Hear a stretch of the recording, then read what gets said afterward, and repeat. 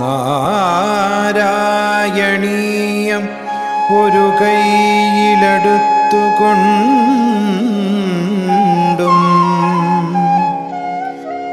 മറുകൈയിലുള്ള നറുവെണ്ണ നുകർന്നുകൊണ്ടും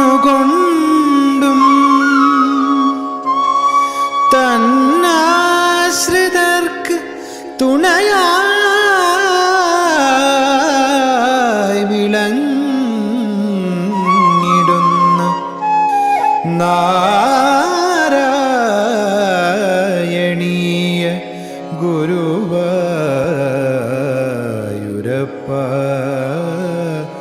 നമോ നമസ്തേ.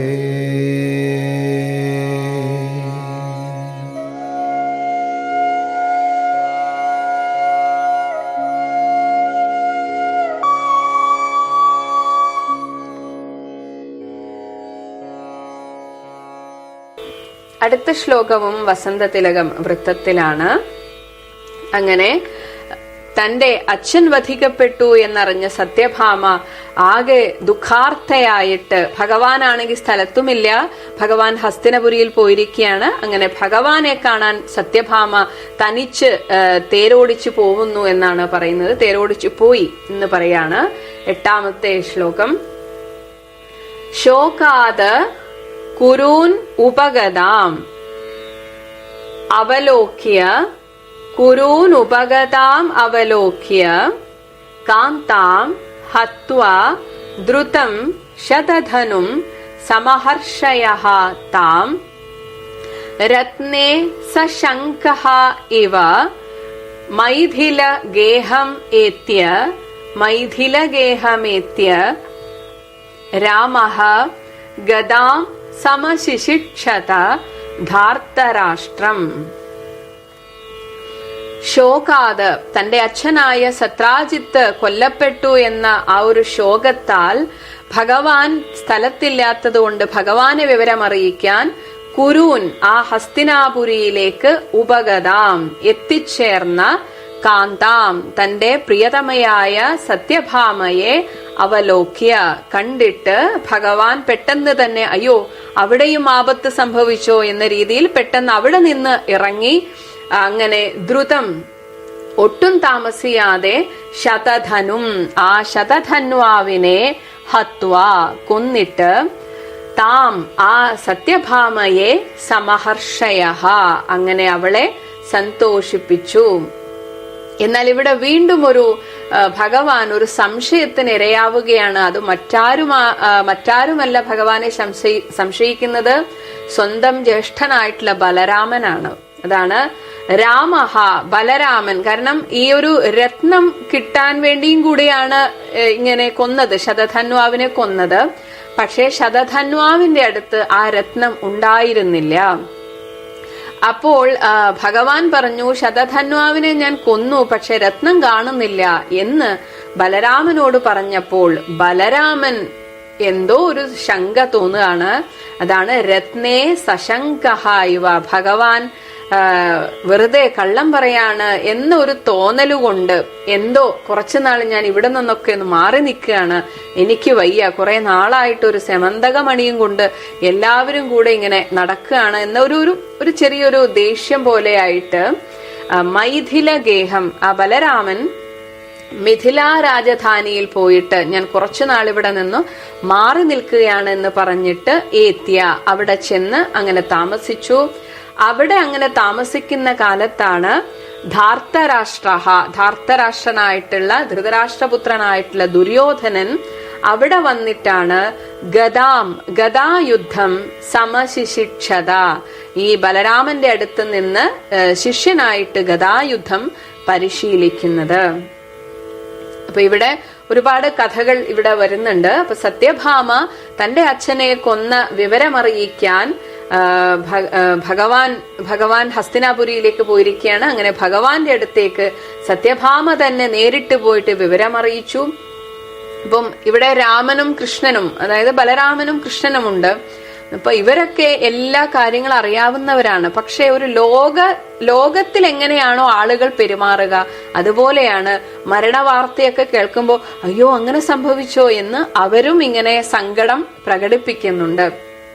അങ്ങനെ തിരിച്ചു വീണ്ടും ദ്വാരകയിലേക്ക് മടങ്ങി അങ്ങനെ ശതധന്വാവിനെ നിഗ്രഹിക്കാൻ ഉറുമ്പെട്ടു.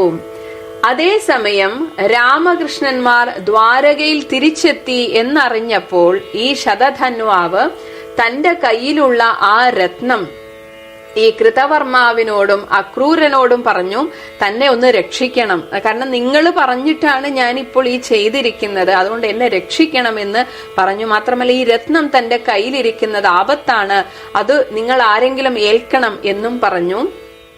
അപ്പൊ കൃതവർമാവ് പറഞ്ഞു രാമകൃഷ്ണന്മാരോട് എതിരിടാനൊന്നും ഞാനില്ല, അതുകൊണ്ട് എന്നെ വിട്ടേക്ക് എന്ന് പറഞ്ഞ് കൃതവർമാവ് തലയൂരി. അപ്പോ അക്രൂരനോട് പറഞ്ഞു എങ്കിൽ ഈ മണി ഒന്ന് കയ്യിൽ വെക്കൂ, ഞാൻ എങ്ങോട്ടെങ്കിലും ഓടിപ്പോവുകയാണ് എന്ന് പറഞ്ഞിട്ട് അങ്ങനെ പേടിച്ചോടുന്ന ആ ശതധന്വാവിനെ ഭഗവാൻ ബലരാമനോട് ഒന്നിച്ചിട്ട് പിന്തുടർന്നു. അങ്ങനെ അതിവേഗത്തിൽ പായുന്ന ആ കുതിരയുടെ പുറത്ത് കയറി കുതിച്ചു പാഞ്ഞു തുടങ്ങിയ ആ ശതധന്വാവ് മിഥിലാ രാജധാനിയിലെ ഉപവനത്തിലാണ് എത്തുന്നത്. അങ്ങനെ ആ ഉപവനത്തിലെത്തി ക്ഷീണിച്ച കുതിര അവിടെ വീണ് ചത്തു. അങ്ങനെ താഴത്തിറങ്ങി ഓടാൻ തുടങ്ങിയ ശതധന്വാവിനെ പിന്തുടർന്നോടിയ ഭഗവാൻ സുദർശന ചക്രം കൊണ്ട് അവന്റെ കഴുത്തറുത്ത് കളഞ്ഞു. അത് കഴിഞ്ഞിട്ട് അവന്റെ ആ വസ്ത്രത്തിൽ എവിടെയെങ്കിലും അവൻ എവിടെയാണ് ഈ മണി ഒളിപ്പിച്ചു വെച്ചതെന്ന് അറിയില്ല. അങ്ങനെ ഒളിപ്പിച്ചു വച്ചിട്ടുണ്ടോ എന്ന് പരിശോധിച്ചു. എന്നാൽ കാണാതെ വന്നപ്പോൾ മടങ്ങി വന്നിട്ട് വിവരം ബലരാമനെ അറിയിച്ചിട്ട് പറഞ്ഞു, ശതധന്വാവ്, എനിക്ക് തോന്നുന്നു ശതധന്വാവ് ഇത് ദ്വാരകയിൽ തന്നെ ആരുടെയെങ്കിലും കയ്യിലായിരിക്കും ഏൽപ്പിച്ചിട്ടുണ്ടാവുക, അതുകൊണ്ട് ദ്വാരകയിലേക്ക് മടങ്ങിയിട്ട് അന്വേഷിക്കാം എന്ന് ഭഗവാൻ പറഞ്ഞപ്പോ ബലരാമൻ എന്തോ ഒരു വിശ്വാസം വരാത്തതുപോലെ. അങ്ങനെ ബലരാമൻ പറഞ്ഞു, എന്തായാലും ഞാൻ ഇനി കുറച്ചു നാളത്തേക്ക് ദ്വാരകയിലില്ല, ആകെ ഒരു അലങ്കോലമായി കിടക്കുന്നു മനസ്സ്, അതുകൊണ്ട് ഞാൻ എന്റെ സുഹൃത്തായിട്ടുള്ള മിഥിലാ രാജാവിനെ കണ്ടിട്ട് കുറച്ചുനാൾ അവിടെ താമസിച്ചിട്ട് വരാം. അപ്പം ബലരാമൻ തന്നെ സംശയിച്ചിരിക്കുന്നു എന്ന് ഭഗവാനും ഒരു സംശയം, ഒരു വിഷമം തോന്നി. എന്നാലും സാരമില്ല, എല്ലാം ഒരു ദിവസം കലങ്ങിത്തെളിയും എന്ന് അറിയാവുന്ന ഭഗവാൻ ശരി അങ്ങനെ ആവട്ടെ എന്ന് പറഞ്ഞു. അങ്ങനെ ബലരാമൻ കുറച്ചുനാൾ മിഥിലാ രാജധാനിയിൽ താമസിച്ചു. അങ്ങനെ ആ സമയത്താണ് ഈ ധൃതരാഷ്ട്രപുത്രനായിട്ടുള്ള ദുര്യോധനൻ അവിടെ മിഥിലാ രാജധാനിയിൽ വന്നിട്ട് ബലരാമന്റെ അടുത്ത് നിന്ന് ഗദായുദ്ധത്തിന്റെ ഒരു പരിശീലനം ഇടുന്നത്. അങ്ങനെയാണ് ബലരാമ ശിഷ്യനായിട്ട് ദുര്യോധനൻ മാറുന്നത് എന്നും പറയാണ്. ശ്ലോകം 8. ശോകാൻ കുരൂനുപഗതാമവലോക്യ കാന്താം ഹത്വാ ദ്രുതം ശതധനും സമഹർഷയസ്താം രത്നേ സശങ്ക ഇവ മൈഥിലഗേഹമേത്യ രാമോ ഗദാം സമശിശിക്ഷത ധാർത്തരാഷ്ട്രം. ഹരിശരണം. എല്ലാ സജ്ജനങ്ങൾക്കും വിനീത നമസ്കാരം. എല്ലാ ഗുരുജനങ്ങളെയും പിതൃജനങ്ങളെയും ശ്രീ ഗുരുവായൂരപ്പനെയും ഭട്ടതിരിപ്പാടിനെയും വേദവ്യാസ മഹർഷിയൊക്കെ സ്മരിച്ചുകൊണ്ട് നമുക്ക് ഭഗവത് ലീലകളെയും ഓർക്കാം. ദശകം 80, ശ്ലോകം 8. പണത്തിൻ്റെ കാര്യം വരുമ്പോൾ, ധനത്തിൻ്റെ കാര്യം വരുമ്പോൾ സഹോദരന്മാർ തമ്മിൽ പോലും തെറ്റിദ്ധാരണ ഉണ്ടാവാം. അവർ തമ്മിലും ഉള്ള ആ അടുപ്പം ഇല്ലാതായി അകൽച്ചയായിരിക്കും സംഭവിക്കാം എന്നുള്ളൊരു സൂചന കൂടി കഥയുടെ അടുത്ത രംഗത്തേക്ക് വരുമ്പോൾ നമുക്ക് മനസ്സിലാക്കാൻ സാധിക്കും. സത്രാജിത്തിനെ വധിച്ചു ശതധന്വാവ്. തൻ്റെ പിതാവിൻ്റെ മരണം കൊണ്ട്, അല്ലെങ്കിൽ ഇങ്ങനെ ഉണ്ടായ ഒരു അപകട മരണം കൊണ്ട് ശോകാർത്ഥിയായി തീർന്നു അത്രേ സത്യഭാമ. ഭഗവാന്റെ പത്നിമാരിൽ വളരെ അധികം സാമർഥ്യമുള്ളതായ ഒരാളാണ് സത്യഭാമ. ഭഗവാനോട് ഏറ്റവും അടുപ്പവും അനുരാഗവുമുള്ള പത്നിയാണ് സത്യഭാമ എന്നൊക്കെ പറയും. ഏതായാലും സത്യഭാമ സ്വയം തേരോടിച്ച് ഹസ്തിനപുരത്തിലേക്ക് എത്തുകയാണ്. ആലോചിച്ച് നോക്കൂ, എന്തൊരു ധൈര്യവും എന്തൊരു സാമർഥ്യമാണ് അവർക്കെന്നുള്ളത്. അവിടെ വന്ന് ശ്രീകൃഷ്ണനോടും ബലരാമനോടും വിവരങ്ങളൊക്കെ പറഞ്ഞു ഇങ്ങനെയൊക്കെ സംഭവിച്ചു എന്നുള്ളത്.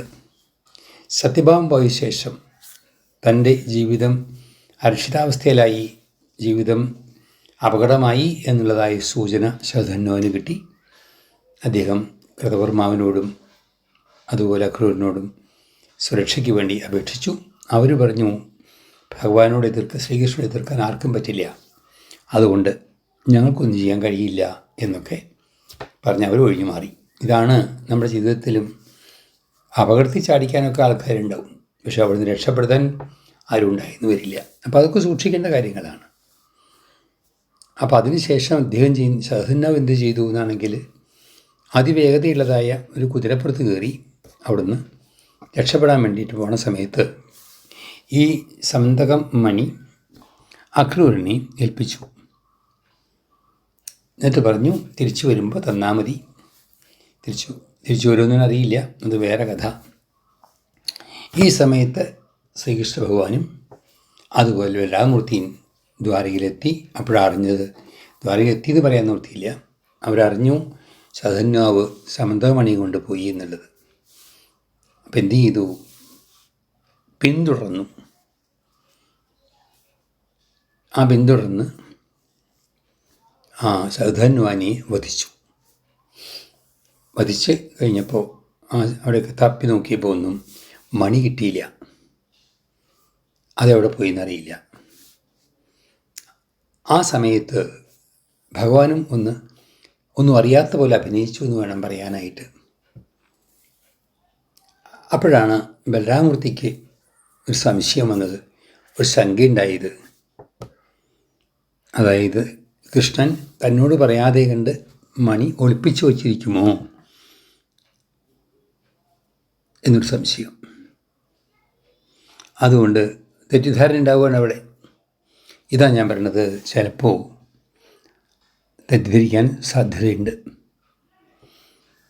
അപ്പം അതിൽ അനുജൻ്റെ തന്നെ അനുജനായിരിക്കുന്ന ശ്രീകൃഷ്ണനും ഒരു കൈയുണ്ട് എന്നൊക്കെ വിചാരിച്ചിരിക്കാം. ഇതൊക്കെ ധനസംബന്ധമായി ഇടപെടുമ്പോൾ ഏറ്റവും അടുപ്പുള്ള ആൾക്കാർ തമ്മിൽ പോലും ഇത്തരം തെറ്റിദ്ധാരണകൾ ഉണ്ടാവാം എന്നൊരു സൂചന ഇവിടെയുണ്ട്. ഏതായാലും മണി കണ്ടുപിടിച്ച് വരുമെന്നും പറഞ്ഞ് ഭഗവാനോട് പറഞ്ഞുകൊണ്ട് എന്ന പോലെ അവിടുന്ന് മിഥില രാജ്യത്തേക്ക് പോവുകയാണ് ബലരാമമൂർത്തി. അല്പം പരിഭവത്തോട് കൂടിയിട്ട് എന്ന് വേണം വിചാരിക്കാനായിട്ട്. ഇവിടെ രസകരമായൊരു സംഭവം എന്താണെന്ന് വെച്ച് കഴിഞ്ഞാൽ, ഈ വിവരം ചാരന്മാർ മുഖേന അറിഞ്ഞു ധൃതരാഷ്ട്രർ. അദ്ദേഹം എന്ത് ചെയ്തു?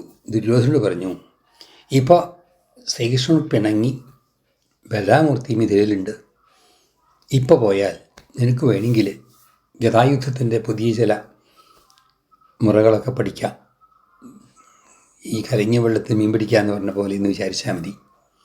അങ്ങനെ ദക്ഷിണയ്ക്കായിട്ട് ദുര്യോധനൻ പോയി മിഥിലാ രാജ്യത്ത് പോയി ബലരാമമൂർത്തിയെ നമസ്കരിച്ചു, ഗുരുവായിട്ട് സങ്കല്പിച്ചു.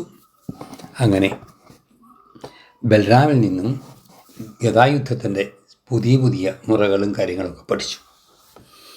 അങ്ങനെ ബലരാമമൂർത്തി ശിഷ്യനായി തീർന്നു ദുര്യോധനൻ. അതുകൊണ്ടായിരിക്കാം ഒരു വ്യാഖ്യാനമുണ്ട് മഹാഭാരത യുദ്ധത്തിൽ ബലരാമമൂർത്തി പങ്കെടുക്കാതിരുന്നത് എന്ന് പറയാറുണ്ട് ഒരു ഭാഗത്ത്. അങ്ങനെ മിഥില പോയി താമസമാക്കിയ ബലരാമമൂർത്തി ശ്രീകൃഷ്ണ ഭഗവാനെല്ലാം അറിയാം, എങ്കിലും അറിയാത്ത പോലെ മനുഷ്യനെ അഭിനയിക്കുകയാണല്ലോ. അങ്ങനെ തിരിച്ചു പോരാണ് അവിടെ ദ്വാരകയിലേക്ക്. അങ്ങനെ തിരിച്ചു വന്ന ശേഷം അദ്ദേഹം ഇതിനെക്കുറിച്ച് അടുത്ത രംഗത്തിലേക്ക് കടക്കാൻ പോവുകയാണ്. ഏതിനും ഉണ്ടാവുമല്ലോ ഭഗവാന്റേതായ ഒരു രീതി, അത് നമുക്ക് കേൾക്കാം. സത്യഭാമയോട് പറഞ്ഞു, സാരമില്ല, നമുക്കെല്ലാത്തിനും ഒരു പരിഹാരം കാണാം എന്ന് ഏതൊരു ഭക്തനോടും ഭഗവാൻ പറയുന്ന പോലെ അവിടെയും പറഞ്ഞു എന്ന് വേണം വിചാരിക്കാനായിട്ട്. നമുക്കിതൊക്കെ അനുഭവമുള്ളതാണല്ലോ. എത്രയോ പ്രശ്നങ്ങൾ വരുമ്പോഴാണ് ഉള്ളിൻ്റെ ഉള്ളിൽ നിന്ന് ഭഗവാൻ ഒരു പരിഹാരം നിർദ്ദേശിക്കുന്നത് കാണാം. ഇതൊക്കെ ഓരോ ഭക്തന്മാരുടെ അനുഭവങ്ങളാണ്. എല്ലാവർക്കും ഭഗവാനോട് അടുപ്പുണ്ടാവട്ടെ. ഇതൊക്കെ നമുക്ക് തരുന്ന ചില ഉറപ്പുകളാണ് ഭഗവാൻ എന്ന് വിചാരിച്ചാൽ മതി. ഹരിശരണം.